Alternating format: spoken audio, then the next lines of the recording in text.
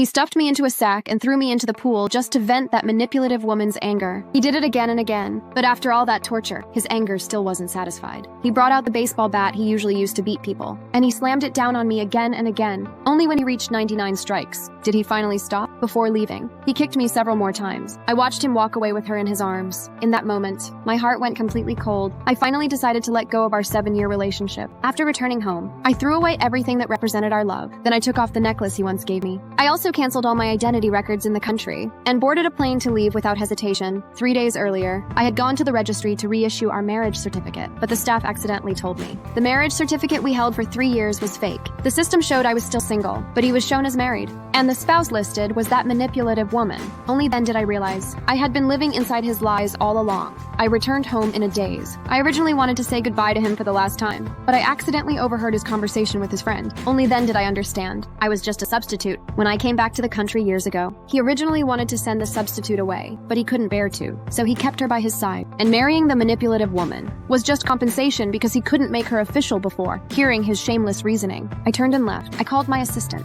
and canceled all my domestic identity records. I planned to leave the country in 2 weeks. When I returned home again, he was in the kitchen making my favorite meal. Watching him move about like that, I realized love could be acted so realistically. Right at that moment, the manipulative woman called him. After answering, he lied that there was an emergency at work and left in a hurry. He didn't know. I quietly followed him. When I arrived at the hospital, I heard them talking. She said she slipped in the bathroom, so she called him to take care of her. But what I did not expect was that to comfort her. He gave her the prayer beads I had begged so long to get. Seeing them together like that, my heart felt like it was being torn apart. The next day, he came home as if nothing happened. He brought flowers and gifts. He even took me to a candlelight dinner, but I couldn't smile. I happened to feel unwell. He immediately held me with concern and called his assistant to bring some things, but the one who showed up was the manipulative woman. He panicked. She explained the assistant was busy, and she braved the rain to bring the items because she was worried I was in pain. Hearing that, his face filled with distress for her. He handed me the items, told me to go freshen up. When I came out of the bathroom, I saw them embracing each other. I stepped back in shock. I accidentally shattered a vase by the door and ran away in panic. The next day, he tried to make up for the failed dinner by hosting a grand banquet for me, but I was still haunted by last night. He thought I was only mad because he left me alone. He quickly promised it would never happen again. I asked him to fire her. He thought I was jealous. Just as he was about to explain, she called again, claiming she had been kidnapped. He immediately assumed I did it for revenge. He forced me to tell him where she was. No matter how hard I explained, he refused to believe me. He lost control. He shoved me hard to the ground. My head bled, but he didn't even look at me. He left to go find her. When I got home, I received the message confirming my identity cancellation. I knew I could finally leave, so I removed the necklace he had once given me, and I made up my mind to walk away for good.